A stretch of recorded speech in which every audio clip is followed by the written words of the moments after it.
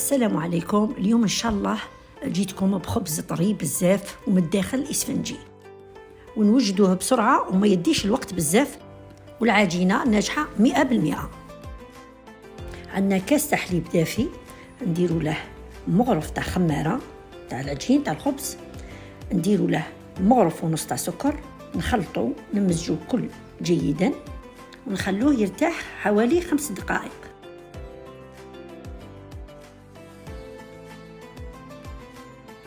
والآن نزيدو بياض بيضة واحدة،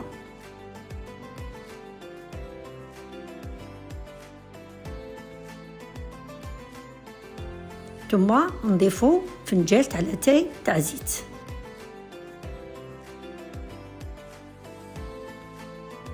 والآن نلمو بالفرينة، وكل واحد ونوعية الفرينة تاعه. أنا الفرينة تاعي هنايا دات لي حوالي 400 غرام، إذن وما نعجنوش، نقعدو نخلطو غير كيما هكا، ونزيدو قليل من الملح مع الفرينة.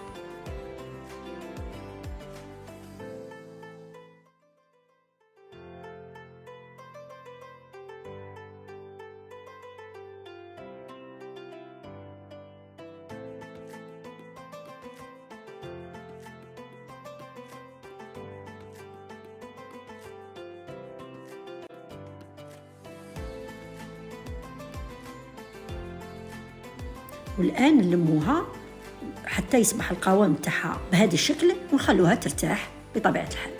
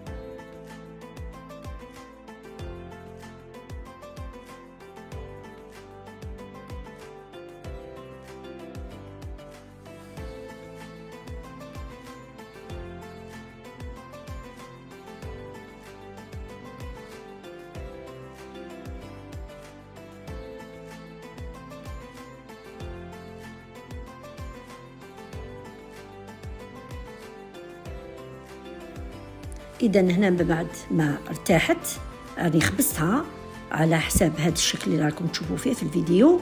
الآن نعاودوا فنيك نغطوها ونخلوها ترتاح حوالي 10 دقائق.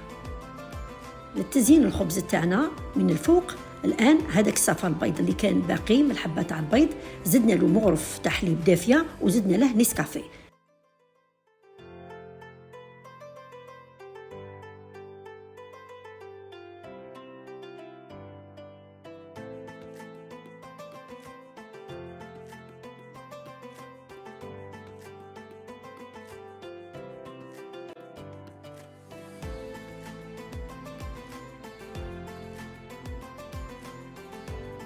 الآن للتزيين أنا حبيت ندير الجلجلان، حبة سوداء بحبة البركة، يعني حبة الحلاوة، وأيضا بذور الكتان.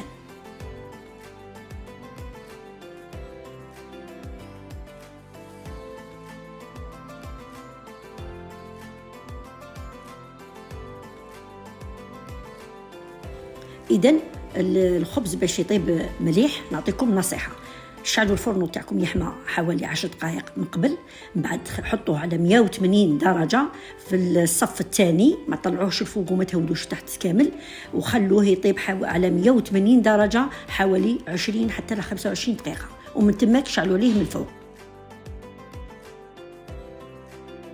هذا هو الخبز اليوم، إن شاء الله يعجبكم وتجربوه، وصحة فطوركم وصحة رمضانكم.